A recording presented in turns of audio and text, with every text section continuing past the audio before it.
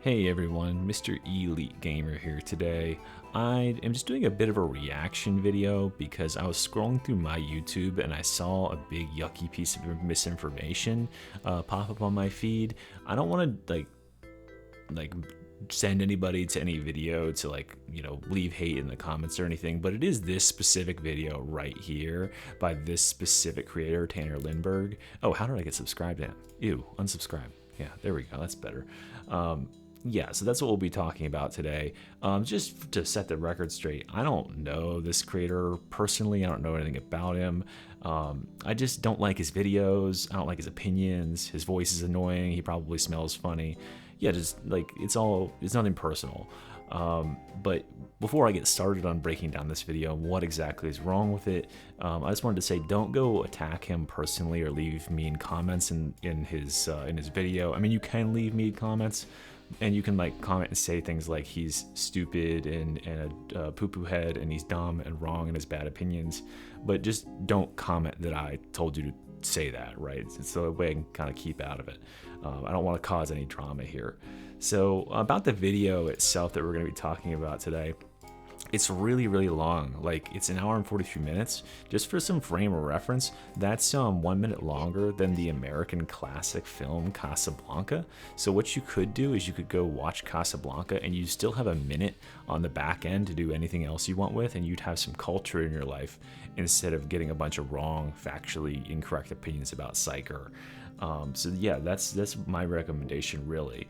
If you did watch it, I feel sorry for you because you did waste a long enough time where you could have watched Casablanca instead. And unfortunately, this video is replacing it more or less, because this video is coming out today and this video came out 1 day ago. This video by Tanner Lindbergh is now considered officially obsolete, and the video that you're watching right now is the new meta, because that's just how time works. This is the updated version of that one. As I said, it's a really long video. It's 1 minute longer than Casablanca, an American classic, by the way.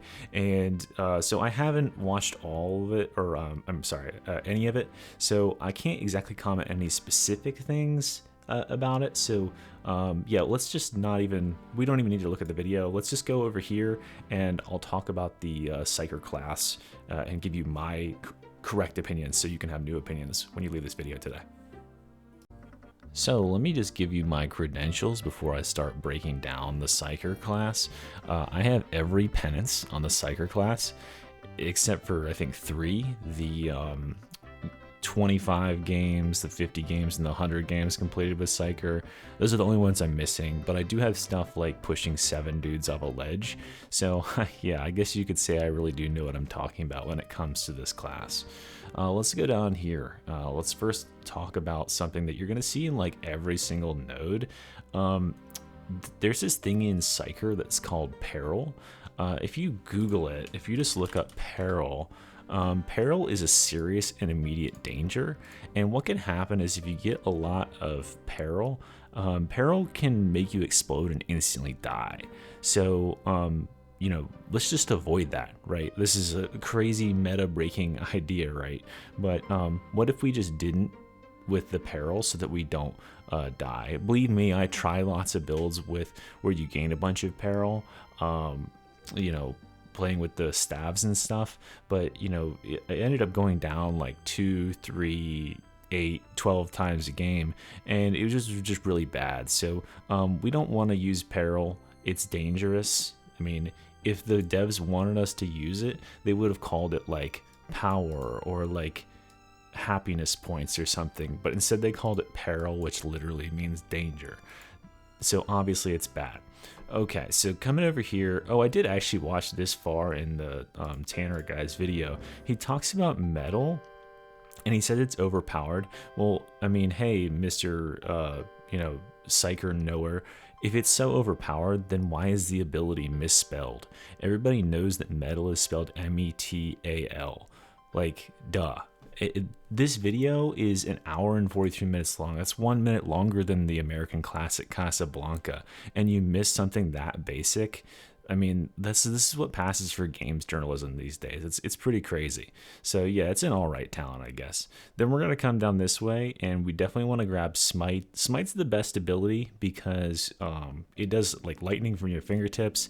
It reminds me of, I don't know if you guys have seen, but Star Wars. There's this character in Star Wars called Emperor Palpatine, and he can shoot lightning out of his fingers. If you know me, if you watch my videos for any amount of time, you know I'm a huge Star Wars head. Especially the videos of the movies in the last 10 years. Those are all awesome. I love that Palpatine is back. That is really, really cool. Again, he does the lightning fingertips thing.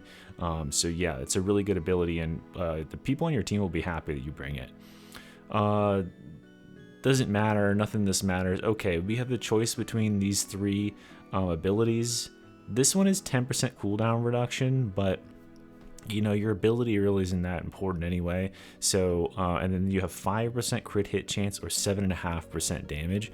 7.5 is bigger than 5, so usually like you want to come over here and grab kinetic presence. Then we're going to come down here. None of these nodes are really good either, but you have the choice between three abilities. Scryer's Gaze just creates more peril for you. So like choose this ability if you just want to instantly die. I don't understand what they were thinking with putting this in the game. It clearly sucks. Then we have two other abilities, Venting Shriek. This does like 0 damage. You know, it's on a 30-second cooldown and it does like 1 damage to enemies. It barely staggers them. Trash. Telekine Shield is the best ability probably in the game.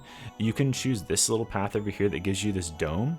Now the dome is really cool because it like protects you while you're in it and stuff, right? The only problem is that it lasts 25 seconds and the cooldown is 40 seconds. So you'll probably have this time where you don't have a dome and you're really like in danger. And sometimes when you put a dome down, like your team will run out of it and leave because they've killed all the enemies in the area, and you need to kind of like, you don't want to be out of the dome, right? So you got to kind of like wait around and wait for the next dome to come out so you can move and catch up your team.